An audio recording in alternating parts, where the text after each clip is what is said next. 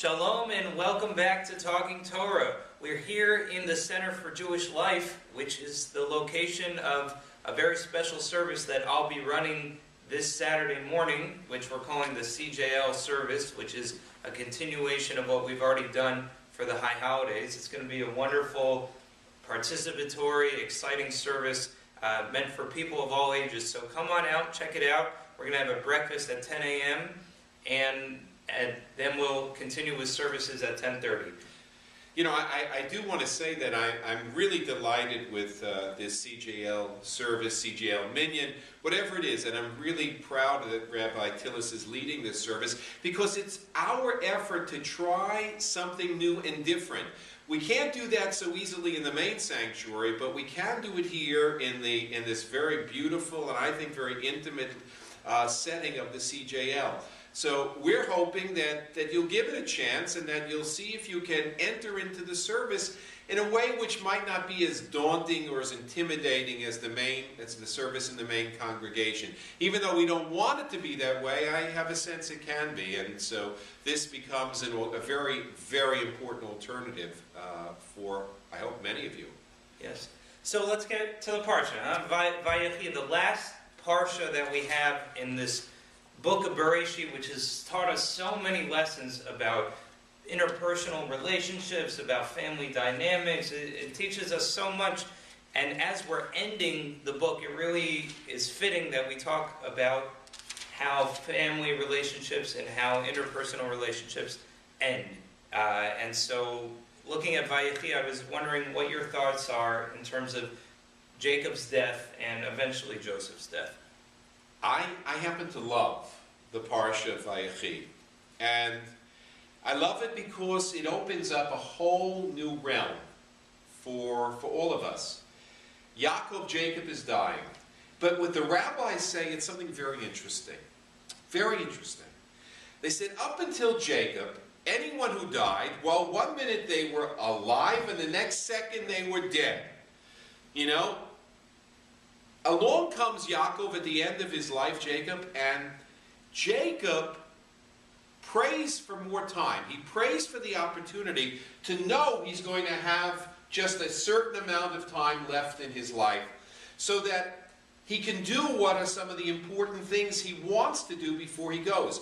So he's almost praying for this short, not too long, just right, just right number of days where he'll be infirm and the family will gather around him, they'll come to him, so he can do some really precious end-of-life work.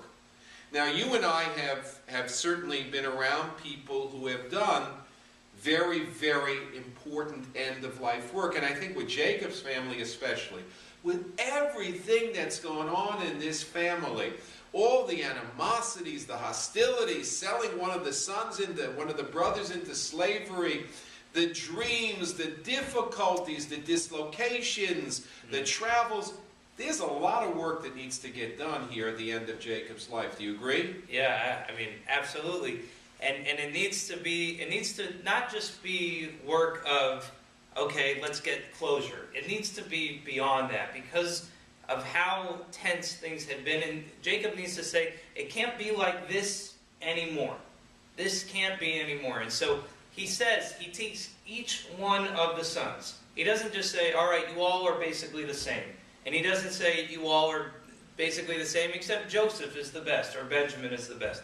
He takes every single one and he says, this is what you're good at. And this is what you're good at. And this is what you're good at. Take that forward. That's, a real great way of him being able to say, I know what the problem has been in the past, this favoritism that we've seen not only with Jacob and his sons, but with Rebekah and Isaac between Jacob and Esau. We saw that favoritism lead to real problems, and now Jacob is saying, no more favoritism. Everybody has something that they offer, and that's what our lives as a people moving forward, as Bnei Yisrael moving forward, needs to be about. There's something very beautiful, very tender, very moving about this parsha. I mean, you can envision You can almost picture what's happening, right? Jacob is on his bed, and the sons are gathered around him, and one by one, he looks to each one of them, and he speaks to each one of them very, very directly. Jacob wants this time. He's asked, he's prayed for a little bit of a buffer zone between life and death so that he can use it meaningfully, and he does. And he does in a powerfully beautiful way.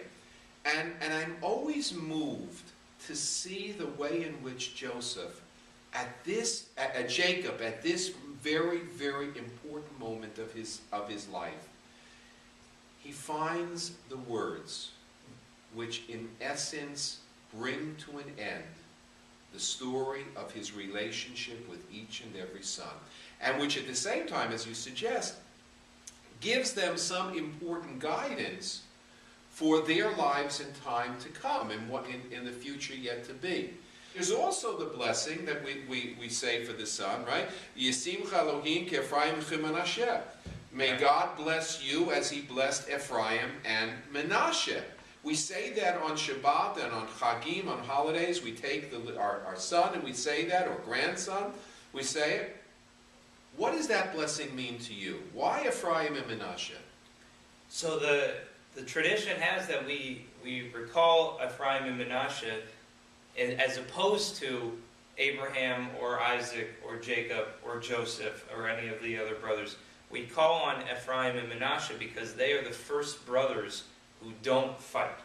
They're the first time that we have brothers in the Torah, all dating back to Cain and Abel, thinking about last week. They're the first brothers who don't have that kind of tension. And when Jacob, it's as if Jacob finally learns that Ephraim and Menashe should be blessed together, that not the older one and not the younger one, that both together need blessings. That's why he gives blessing to all of his sons, all of his children, because moving forward, each person needs to know that they have the Spirit of God within them, and it's spirit and image of God. Right. There's one other interpretation, which is Ephraim and Menashe are born in Egypt, in Mitzrayim. Right.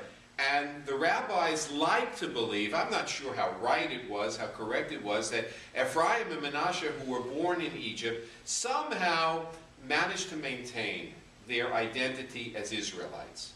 Even though they are a small people in a very big host culture with lots of allurements and temptations, and Egypt was really an incredible place. But Ephraim and Menashe, so the rabbis believe, stay true to their Israelite culture. So one thought is that, we bless our children, whether we're here in the United States or in England or wherever we may be, in the hope that our children, in spite of everything that circles around them, all the things that are around them that are very, very interesting, the great cultures in which we live, that somehow, like Ephraim and Menashe, they will remain very, very connected to their Jewish roots. What better time to say that on Shabbat, which is really that precious day that connects us most deeply to our Jewish roots, to God, to our people. And so we hope that our children are going to carry that forward in their own lives. Yeah. This Parsha is a perfect end, like you had said. It's the end of the book of Genesis. And it says Vayechi, to live, and talking about the end of all of these people's lives, but their lives don't end.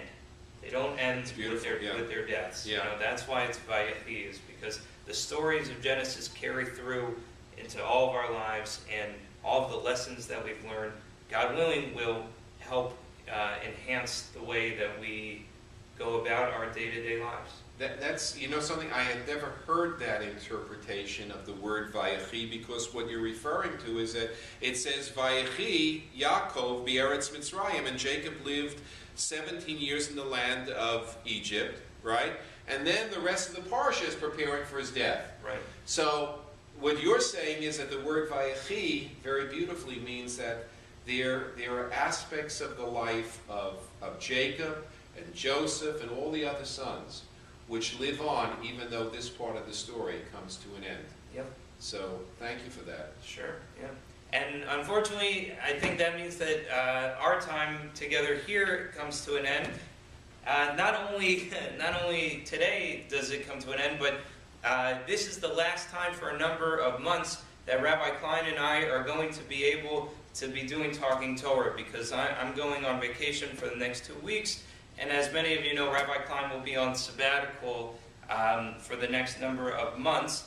But I should say that there is going to be a big gap left in here without you here, but we're going to hope to find some people to come in every now and then, join me for Talking Torah, so that we can continue this avenue of spreading the word about Torah.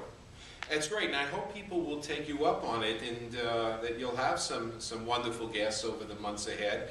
I'll spend this part of my sabbatical really poring over the text, so that when we get back together, when we get back together, we'll really be able to find some important and very fascinating aspects of the Torah portion to discuss.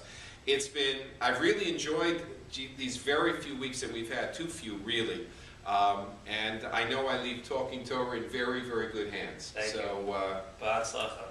Toda Rabbi. Shalom to everybody. להתראות.